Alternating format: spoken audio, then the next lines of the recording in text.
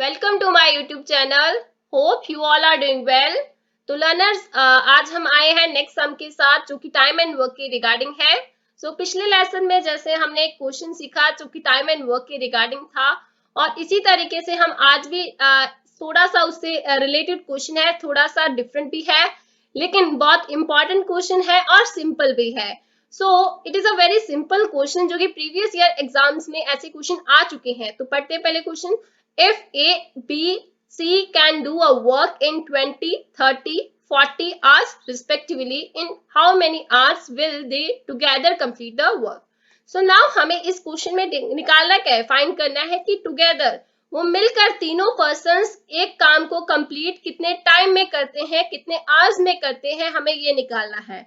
जैसे कि अगर हम ध्यान से देखें, हमें गिवन क्या है, ए जो है एक वर्क को कितने आवर्स में कर रहा है, 20 आवर्स में, बिकॉज रिस्पेक्टिवली लिखा हुआ है। हमें ए, बी और सी का तीनों का इंडिविजुअली वर्क दिया गया है कि कितने आवर्स में वो कर रहे हैं एक वर्क को, और हमें निकालने के लिए बोला है तीनों का मिलकर अगर वो करे काम को तो कितने आवर्स में करते हैं, ये निकालना है। तो देखिए, जैसे मैंने आपको पिछले लेसन में बताया था, उसमें दो पर्सन्स का दिया गया था और हमें क्या दिया गया था, दो का हमें मिलकर दिया गया था, और इस तरीके से क्या था, वो डबल टाइम्स हो रहा था और हमें तीनों का मिलकर निकालना था। तो मैंने आपको वो बताया कि कैसे करते हैं। अब इसी तरीके से इसमें हमें गिवन क्या है, इंडिविजुअली गिवन है। इंडिविजुअली हमें गिवन है कि ए जो है, अगर यहाँ पर ए का देखें पहले, तो ए का हमें गिवन है कि ए जो है एक काम को कितने आवर्स में कर रहा है, 20 आवर्स में।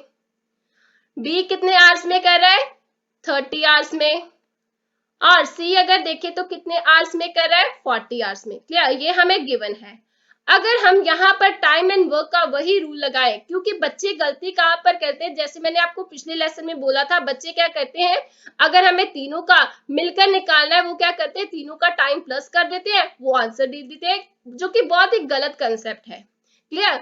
फॉर्मूले के अकॉर्डिंग क्या होता है कि अगर हमें एक वर्क का गिवन है कि अगर कोई भी पर्सन एक वर्क को, अगर ए का देखें करते हैं 20 आवर्स में, अगर ए जो है एक वर्क को 20 आवर्स में कर रहा है, तो हमें निकालना है पहले कि वो एक आवर में कितना वर्क करेगा।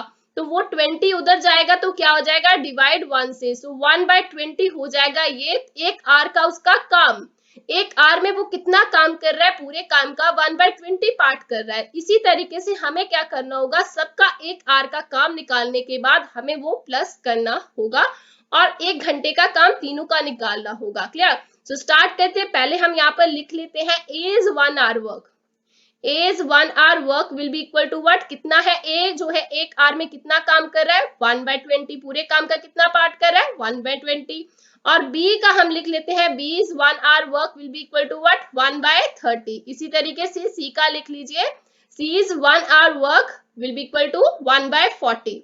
अब हमारे पास तीनों का 1 आवर का वर्क है।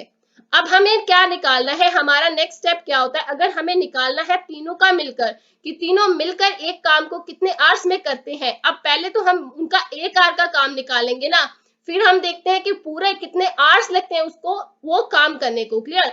अब हमें निकालना क्या है, 1 hour work of A plus B plus C. तो हम पहले क्या निकालेंगे, A plus B plus C जो है तीनों मिलकर एक आर में कितना काम करते हैं, पूरे काम का कितना पार्ट करते हैं।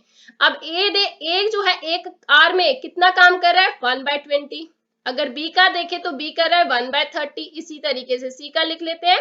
अब हमें क्या करना है, इन तीनों का एलसीएम लेना है। एलसीएम लेंगे तो क्योंकि हम सीधा फ्रैक्शन को प्लस नहीं कर सकते, पहले क्या लेना होगा हमें, एलसीएम। एलसीएम लेंगे तो 120 आएगा, 120 divided by 20, that will become here 6 multiply by 1 6, और यहाँ पर आ जाएगा हमारे पास 4 और यहाँ पर 3। तीनों को प्लस किया तो कितना आया, 13। 13/120 हमारे पास आ गया वर्क, कि वो एक आवर में मिलकर तीनों कितना पार्ट काम का कर रहे हैं। तीनों जो है मिलकर एक आवर में कितना पार्ट, पूरे काम का कितना पार्ट कर रहे हैं, 13/120। अब लेकिन हमें निकालना क्या है, हमें निकालना है कि वो कितने आवर्स लेते हैं पूरा काम करने के लिए। जैसे हमने इस कंसेप्ट से इस चीज को समझा, ऐसे ही हम इसका कंसेप्ट समझेंगे। तो देखिए, हमें यहाँ पर पता चल गया कि एक आवर में तीनों मिलकर पूरे काम का कितना पार्ट कर रहे हैं, 13/120।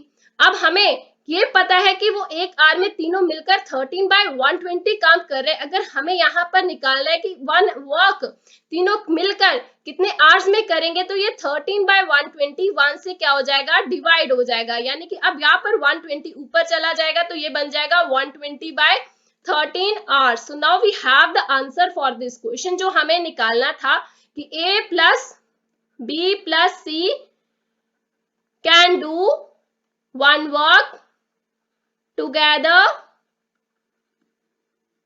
in 120/13 hours। क्लियर? सो ये हमारे पास आंसर आ गया। लेकिन अगर पेपर पॉइंट ऑफ व्यू से बात करें कि अगर क्वेश्चन में उन्होंने ऑप्शंस दी गई है और हमें ऑप्शंस में डिपेंड करना है कि ऑप्शंस पे डिपेंड करता है कि हमारा आंसर हमें किस फॉर्म में निकालना है। अगर फ्रैक्शन के फॉर्म में है तो हमारा आंसर यहीं पर खत्म होता है। अगर आंसर मिक्स फ्रैक्शन में गिवन है, यानी कि 13 को हमें क्या करना होगा, 120 से डिवाइड करना होगा, तो यहाँ पर पहले ये 9 से जाएगा तो 117 आएगा, और यहाँ पर हमारे पास कितना आ जाएगा, माइनस करके 3, तो ये मिक्स फ्रैक्शन में क्या बन जाएगा, 9 3/13 आवर्स। तो ये बन जाएगा हमारा आंसर, अगर हमें मिक्स फ्रैक्शन में ऑप्शंस में आंसर है। क्लियर? तो अगर पॉइंट्स में है तो ये अगर आगे हम पॉइंट लगाकर 0 लेंगे तो फिर से डिवाइड करेंगे तो ये बन जाएगा 9.23 आवर्स, तो ये भी हमारा आंसर बन जाएगा। अगर इस फॉर्म में छोड़कर आवर्स प्लस मिनट में आंसर है तो हम क्या करेंगे, 0.23 को हम क्या करेंगे, कन्वर्ट करेंगे इनटू मिनट्स। क्लियर? तो ये पॉइंट हटाएंगे तो इसके 2 जीरो नीचे, मल्टीप्लाई बाय 60 कर देंगे, बिकॉज हमें पता है एक आवर में कितने मिनट होते हैं, 60। इस तरीके से मल्टीप्लाई करेंगे तो हमारे पास कितना आ जाएगा, यहाँ पर 2 जीरो लगेंगे तो यहाँ पर क्योंकि पॉइंट हटाया तो 2 जीरो आएंगे, तो यहाँ पर एक जीरो कट हो जाएगा, तो 23 मल्टीप्लाई बाय 6 डिवाइडेड बाय 10 करेंगे तो कितना आ जाएगा हमारे पास, यहाँ पर 9 आवर्स प्लस कितने मिनट्स, अब यहाँ पर आ जाएगा अप्रोक्सीमेटली 14 मिनट्स। क्लियर? सो ये भी हमारा आंसर होगा। अब ये डिपेंड करता है कि ऑप्शंस में किस तरीके से हमें पूछा गया आंसर किस फॉर्म में है।